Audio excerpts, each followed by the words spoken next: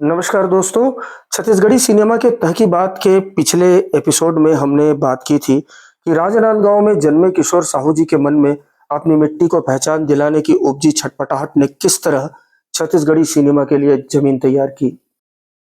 Chhattisgarhi cinema के इतिहास की इस यात्रा में हम उस रेल स्टेशन तक भी पहुंचे थे, जहां साल 1955 में मनु नाम का एक नौजवान अपने सपनों का संदूक लिए मुंबई की ट्रेन पकड़ता है। 12 रुपए का हाफ टिकट लेकर।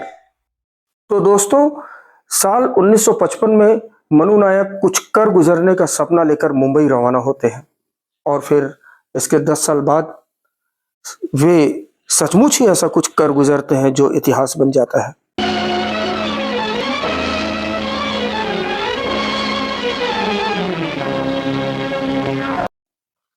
छत्तीसगढ़ी सिनेमा के इतिहास में मनु नायक और उनकी फिल्म कही देवे संदेश अजर अमर है।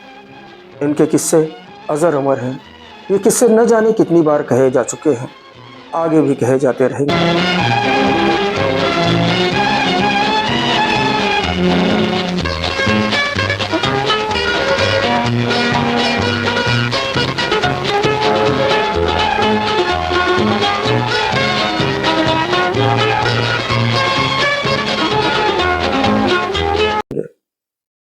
ये कहानियां इंटरनेट पर मौजूद हैं। मनु नायक जी का इंटरव्यू मौजूद है। हम इस एपिसोड में उन किस्सों को केवल प्रसंगवश ही दोहराएंगे। हमारा फोकस इस बात पर है कि उस दौर में मनु नायक जी ने जो किया वो काम कितना बड़ा था, उन्हें कितना साहस बटोरना पड़ा होगा, कितना जोखिम उठाना पड़ा होगा, कितना संघर्ष करना पड़ा होगा।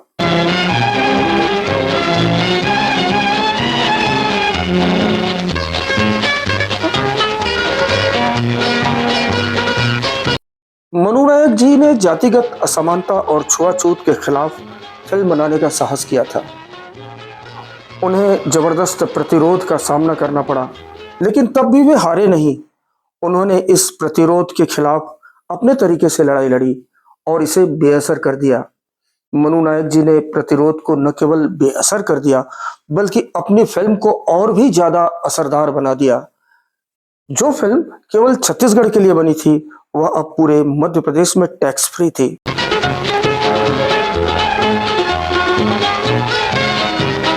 जिस फिल्म को आम नागरिकों को संदेश देने के लिए बनाया गया था, उसे तब की सूचना और प्रसारण मंत्री श्रीमती इंदिरा गांधी जी को भी देखना पड़ा।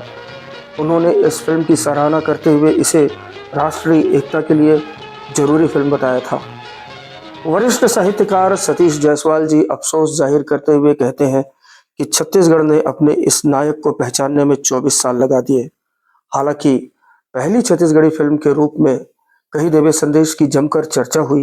निर्माता के रूप में मनु नायक जी खूब याद किए गए, लेकिन उनके काम का वास्तविक मूल्यांकन अब तक नहीं हो पाया। कही देवे संदेश एक फिल्म से कहीं ज्यादा है और मनु नायक जी एक फिल्मकार से कहीं बहुत ज्यादा। मनु नायक जी ने अपने एक इंटरव्यू में बताया है कि बचपन में उन्होंने अपने घर पर अपने एक दोस्त के साथ बहुत बुरा बर्ताव होते देखा था। वह दोस्त जब भी उनसे मिलने के लिए घर आता था, तो उसके जाने के बाद माँ उस जगह को लीप दिया करती थी जहाँ वह दोस्त बिठाया जाता था। माँ के इस बर्ताव की चुभन कही देवे संदेश के निर्माण की प्रेरणा बनी। अनुमान लगाया जा सकता है कि तब के दौर में सामाजिक परिवेश कैसा रहा होगा।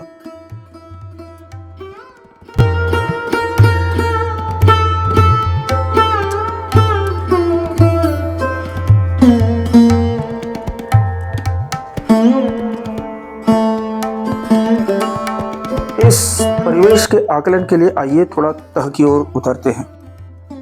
आइए देखते हैं कि 1965 के पहले, जबकि कही देवे संदेश रिलीज होती है, उससे पहले के करीब 30 सालों में क्या क्या हुआ, परिवेश कैसा था। स्वतंत्रता संग्राम के दौरान हम देखते हैं कि हमारे स्वतंत्रता संग्राम सेनानी अंग्रेजों की दास्ता से मुक्ति के साथ साथ सामाजिक कुरीतियों से मुक्ति के लिए मोर्चे पर डटे हुए थे। पंडित सुंदरलाल शर्मा जी जातिगत भेदभाव और असमानता के खिलाफ अलख जगा रहे थे। तब छत्तीसगढ़ की यात्रा पर आए महात्मा गांधी जी उनके काम से इतने प्रभावित हुए कि उन्होंने सुंदरलाल शर्मा जी को अपना गुरु कहकर सम्मान दिया था। लगभग इसी दौर में डॉक्टर खूबचंद बघेल भी अपने आंदोलनों, अपने लेखन और नाटकों के माध्यम से ऊंच नीच के खिलाफ सामाजिक जागरूकता फैला रहे थे। ठाकुर प्यारेलाल जी ने भी दलित उत्थान का संकल्प ले रखा था। वे भी असमानता के खिलाफ लगातार प्रहार कर रहे थे। इन नेताओं के साथ साथ और भी अनेक महापुरुष जातिगत भेदभाव और रूढ़ियों के खिलाफ मोर्चे पर डटे हुए थे।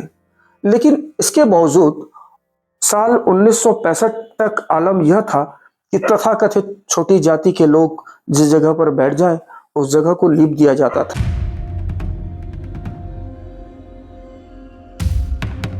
यह सब तब था जब 1947 में देश आजाद होने के बाद 1950 में संविधान लागू हो चुका था।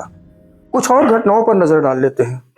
1955 में भिलाई इस्पात संयंत्र की स्थापना के साथ ही छत्तीसगढ़ की सामाजिक आर्थिक संरचना में एक बड़े बदलाव की शुरुआत हो चुकी थी।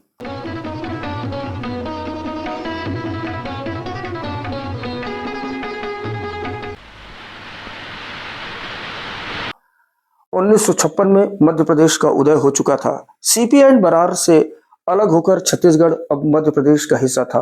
अब राजधानी नागपुर के बजाय भोपाल थी।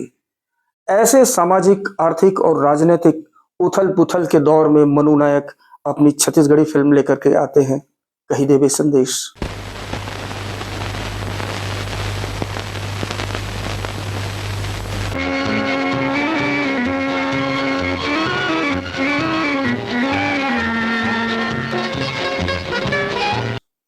उन्नीस 1948 में नदिया के पार बनाकर किशोर साहू जी ने छत्तीसगढ़ी सिनेमा की जो जमीन तैयार की थी, उसमें फसल के सपने को मनु नायक जी ने साकार कर दिखाया था।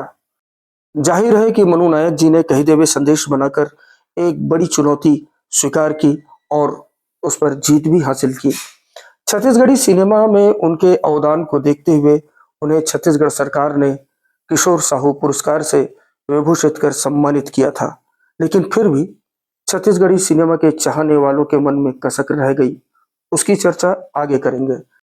कही देवे संदेश के निर्माण की चुनौती कितनी बड़ी थी, मनु नायक जी को कितना संघर्ष करना पड़ा, इन सब की चर्चा अगले एपिसोड में करेंगे। और हाँ दोस्तों, इस एपिसोड में हमने जो क्लिप दिखाए हैं वो इंटरनेट से ही हमने लिए हैं। जय जोहार यूट्यूब चैनल ने पूरी फिल्म अपलोड की है। आप वहां जाकर ये पूरी फिल्म देख सकते हैं।